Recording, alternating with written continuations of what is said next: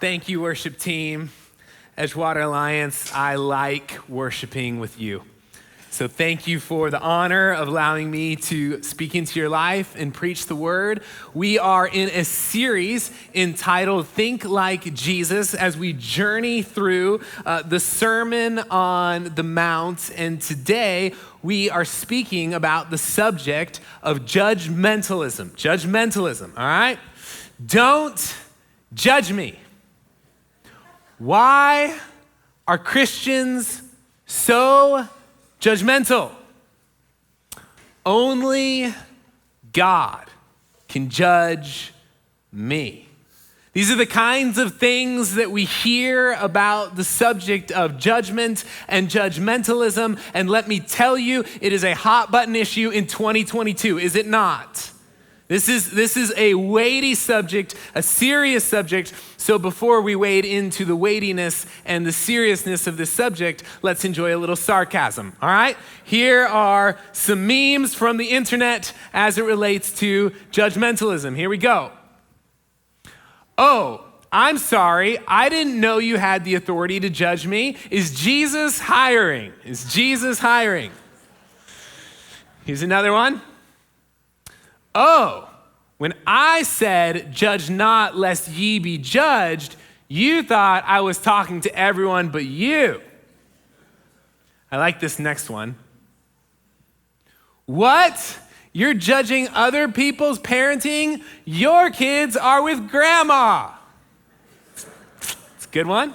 Finally, this. Dear mother-in-law, stop telling me how to raise my kids. I live with one of yours and I've seen your work.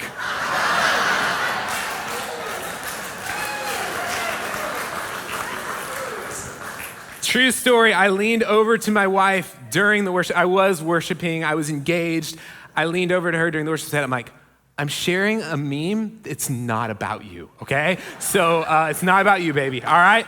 So, but let's look at so culture is saying a lot of things. People are saying a lot of things about this subject. It's a hot button issue in culture in 2022 for sure. But let's look at what Jesus has to say about the subject. We're picking up in verse 1 of Matthew chapter 7. It is, for those of you who are tracking along, reading along, we are in the last chapter of the Sermon on the Mount. It looks as though this sermon series will actually end at some point. Okay, here we are.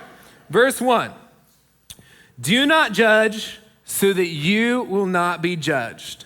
For in the way you judge, you will be judged, and by your standard of measure, it will be measured to you. Why do you look at the speck that is in your brother's eye, but do not notice the log that is in your own eye? Or how can you say to your brother, let me take the speck out of your eye, and look, the log is in your own eye? You hypocrite. First, take the log out of your own eye, and then you will see clearly to take the speck out of your brother's eye. Do not give what is holy to dogs, and do not throw your pearls before pigs, or they will trample them under their feet and turn and tear you to pieces. Do not judge is probably one of the most referenced biblical ideas by people who do not profess to believe the Bible and by people who do not profess to know Jesus. Let me say that again. This idea that is a Christian idea of do not judge is one of the most referenced biblical ideas referenced by people who do not profess to know Jesus or profess to know the scriptures. And when people reference this passage in broader culture, it seems to me that typically what they mean by the phrase do not judge, or how they interpret it and apply it, is something along the lines of this: that you have no right to tell me how to live my life. When we hear that phrase in culture, do not judge, don't judge me, it seems to carry with it a meaning something along the lines of this: that you have no right to tell me how to live my life. And it's been acknowledged that this is even in the Bible, and sometimes people will quote it at the church or quote it at Christians. And so we want to kind of unpack, is this the definition that Jesus would have agreed with when he said not to judge? And we're gonna get to what Jesus says on this, and I think it's actually very clear in the text that he does not mean this. And what I would submit to you also is that this is actually an ironic statement. That this statement is not even logically or morally consistent. It's ironic because if somebody says to you that you are not allowed to talk to other people about their morality, what they have just done is they have just told you how you have to live your life. They have just appealed to a morality and declared to you that you have no right to tell me how to live my life. But in so doing, they have just effectively told you how to live yours. Are you tracking with that? That this is not even a logically consistent statement. It's actually a logical fallacy, a moral fallacy, because if you were to declare this as truth, then you have actually violated the statement that you have given. It is only if, listen to this, it's important. It's only if I have the right to speak moral truth that I'm even able to make such a statement anyway. But more important to me than the idea of this being a logical fallacy and an inconsistent statement is, what does Jesus have to say on the subject? And let's look at it again. We'll pick up in verse 3. He says, "Why do you look at the speck that is in your brother's eye, but do not notice the log that is in your own eye?" He's speaking here of problems in our lives, particularly moral problems in our lives. And he's just using this as an illustration. And he says, "And look, the log is in your eye, you hypocrite." Well, we'll get to that in a second. Sorry, verse 4. "Or how can you say to your brother, 'Let me take the speck out of your eye,' and look, the log is in your own eye?" What Jesus is saying here effectively is, don't be a hypocrite. Don't be a hypocrite. Don't be policing the lives of other people when you yourself should be in jail. I mean that hyperbolically, but it's this idea. Don't be so concerned about the moral lives of other people when you yourself are morally deficient, when you yourself are morally bankrupt. And the reality is, I don't think I even need to spend a lot of time on this passage, because I think we feel this one, at least this part of the text. So when we recognize that people are not practicing, or at least trying to practice what they preach, there's something inside of us that automatically goes, ugh, it's not as it ought to be. And so when there are spiritual leaders who are caught in some kind of scandal, whether it be a sexual scandal or a financial scandal, there's something inside of us that goes, those people are no longer qualified to lead, at least for probably a significant period of time. Why? Is it because their seminary degree is no longer valid? Is it because they forgot all they learned? Is it because they are no longer competent as a leader as it relates to technical skills, etc.? No. It's because when a leader commits an egregious sin, we would say that they no longer have the moral authority to lead, at least for a season. And in addition to that, we would not only say they don't have the moral authority to lead, there might also be those of us who say, and isn't it ironic that they are trying to help other people thrive spiritually, that they're trying to help other people connect with Jesus, that they're trying to help other people be better husbands and wives and coworkers, etc., when they're clearly broken inside their very own soul. And so then we would say, instead of trying to spend so much of your energy taking care of other people, why don't you take some time and care for yourself? And at this point in the text, you might be like applauding and being like, absolutely, what people should just do is just mind their own business. After all of us are broken. All of us are flawed.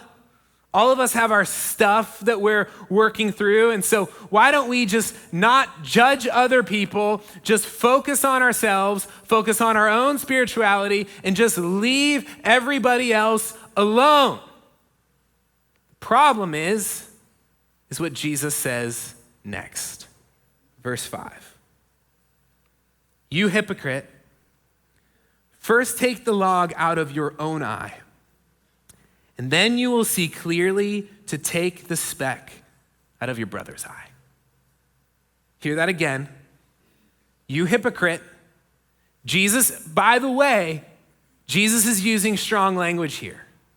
Jesus is not okay with being misrepresented. Jesus is not okay with his followers, because remember, he's giving this sermon to his people who are like, I'm on Team Jesus. He's speaking to them, and he's effectively saying, don't you dare go out into the world living one way and proclaiming another way.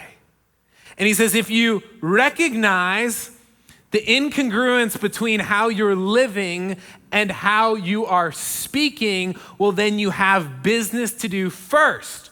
That's what it says in the text. You hypocrite, first take the log out of your own eye. Deal with your own junk. Again, we're not talking here about moral perfection, because this side of eternity, I don't think a single one of us are gonna get there. But if there's just stuff in your life, it's like you see it, everyone else sees it, and even if you've kept it hidden, you're like, this is a big deal that's gonna shipwreck my spiritual life, it's gonna shipwreck my marriage, it's gonna deal with that first. But then what Jesus says next is quite telling about how he actually wants this to work and what he actually does not mean as it relates to the subject of judgment. He says, and then you will see clearly to take the speck out of your brother's eye.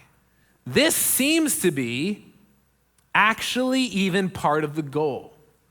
That you would arrive at a place in your relationship with Jesus that is healthy enough for you to enter into the lives of other people in a way that is authentic and actually helpful. That you would be at such a place, again, not perfect, but a place of authenticity, a place of integrity, where you are actually able to, in an authentic, loving, gracious, and helpful way, enter into the lives of other people and be a help. Point them to the gospel. Help them with their struggles and the things that they are dealing with. And so it just seems quite clear that this cannot mean that Jesus is saying to his people, just mind your own business, because this is what cultural Christianity often would declare, or what we hear kind of said about spirituality in our Western context, that it's only about your personal relationship with Jesus, that it doesn't matter what's happening in other people's lives spiritually, you just focus on yourself. But it seems quite clear that that's not even what Jesus is saying. In fact, what Jesus will leave his disciples with, as recorded in the Gospel of Matthew, is the Great Commission, in which Jesus says, go out into all the world. This is Jesus. Go out into all the world. baptizing people and teaching them all that I have commanded you, making disciples of all nations. So that seems to be clear in this passage as well, that this is actually even celebrated, that we would get to a point of health where we can help other people. But if you're still unconvinced and you're still like, I think it just means that we are not to make judgments as it relates to the behaviors of others, well, look at what Jesus says in verse 6. He says, do not give what is holy to dogs, and do not throw your pearls before pigs, or they will trample them under their feet and turn and tear you to pieces. So this comes kind of as like a surprise. Like, Jesus, what are you talking about here? What is a pearl? I think in the context, it's that which is related to the gospel of the kingdom of heaven. Now, what gets quite interesting, it almost feels a little awkward kind of compared to other passages in the scriptures, is it seems as though Jesus is saying, you're not just gonna hand that out willy-nilly to everybody. He says, do not give what is holy to dogs. Dogs in this context, in the ancient Israeli context, would not be like household pet. This is not a positive reference here. This would be a negative reference. And Jesus is saying, you don't give what is holy to dogs, and do not throw your pearls before pigs, or they will trample them under their feet and turn and tear you to pieces. It seems as though Jesus is calling his followers to have a level of discernment as it relates to gospel ministry. That not everybody is always going to be ready for the good news of the gospel, and Jesus seems to be instructing his followers to have a level of discernment. Now, how would they discern whether somebody is ready for the gospel or not? I would submit to you that what will often probably play a very large, if not primary role, is the speech and the behavior of the other person. So Jesus seems to actually be giving, even in this very passage, license to his disciples to recognize right from wrong and to make discernments about what is right and wrong, and to even speak about what is right and what is wrong. And so I would submit to you that this text where it says, do not judge, cannot mean what we said at the beginning of our time together, which is how it seems to be predominantly used in our culture, that you have no right to tell other people how they are to live their lives. I do not think that is what it means. And so the question then becomes, because I know when you woke up this morning, here's what I've done basically thus far in the sermon. Thus far in the sermon, I've effectively just tried to tell you what this passage does not mean. And I know that's why you came. That you woke up this morning and you said, I hope my pastor spends 30 minutes telling me what the book doesn't mean. So you're welcome, right?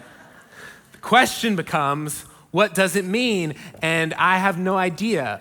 Do you know? No, I'm joking. I think I have an idea. Here's where we're gonna go with it, all right? We're gonna look at a few sources. The question then becomes, if it does not mean that you do not have a right to tell other people how they are to live their lives, the question then becomes, what does it mean? Because we still very clearly from Jesus, still have the command, do not judge. That's clear. What I've just submitted to you is the way that the culture has unpacked it is actually unbiblical. And if they were just to read the whole passage, it's quite clear. It does not mean what the culture claims it means, but it still means something. So what does it mean? The Life Application Study Bible notes this.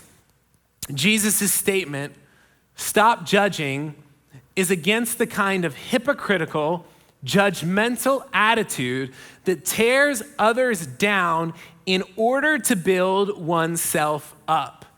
It is not a blanket statement to overlook wrong behavior of others, but a call to be discerning rather than negative. I like how John Stott, it's good. I like how John Stott words it. I think it's even better. Here's what John Stott says on the next slide. He says, the command to judge not is not a requirement to be blind. That's kind of what the culture says. The culture says you cannot make judgment values about what is right and wrong. You can't make judgment values on sexuality or gender or money or politics, or it's just nobody knows, everybody has their own truth. That's how culture has applied it. John Stott says, the command to judge not is not a requirement to be blind. You don't have to just throw your hands up in the air and be like, nobody knows anything about right and wrong. But it's a plea to be generous. It's a plea to be generous. More on that in just a second. One more thought from Martin Lloyd-Jones. He's identifying what Jesus is talking about when he's saying, do not judge. He says it's a self-righteous spirit. The spirit really manifests itself in the tendency to pronounce final judgment upon people as such. This means that it is not a judgment so much on what they do or believe or say as upon the person themselves. So Martin Lloyd-Jones is saying what Jesus is going after here is a self-righteous spirit that allows you to play God and make a final determination about who the essence of the person is. And so all of these things kind of put together, if I were to summarize what's being said by these guys and some of what Jesus is saying here as it relates to it, I would submit these ideas. That ultimate judgment is God's job, not yours. But you can be a gracious, generous presence in the lives of others in such a way that it points people to what we believe to be the absolute perfect goodness and grace of God. And so in conclusion, I do not think the definition of do not judge is you do not have the right to speak into the lives of others, but I think we do have rights that are seen even in this passage, and I will leave you with 3. If you're taking notes, write these down. Number 1, you have the right to be a gracious representation of that which is lovely, right, and true. You have the right to be a gracious representation of that which is lovely, right, and true. What is not a good representation, 2 things. 1, hypocrisy that Jesus goes after in this text. So if you have a very outspoken presence about you, about that which is right and wrong, and people just see so clearly in you that that's not even true in your own life, you are doing the movement of Jesus harm. In addition to that, being a gracious presence is being a presence in such a way that is not blind to the reality of good and evil, but it is a presence that is not self-righteous. And listen to me, church family. Self-righteousness is incongruent with the gospel. There is no room at Edgewater Alliance Church or any church that bears the name of Jesus for self-righteousness. Because what does self-righteousness do? Self-righteousness looks down on other people. It assumes a place of kind of authority or even mastery or this idea of I have arrived and you have not. And if we believe what the scriptures say, the gospel says that it is by grace you have been saved through faith. Not of works, and then it gives a reason. This is the text, look it up. Not of works, so that no one can boast.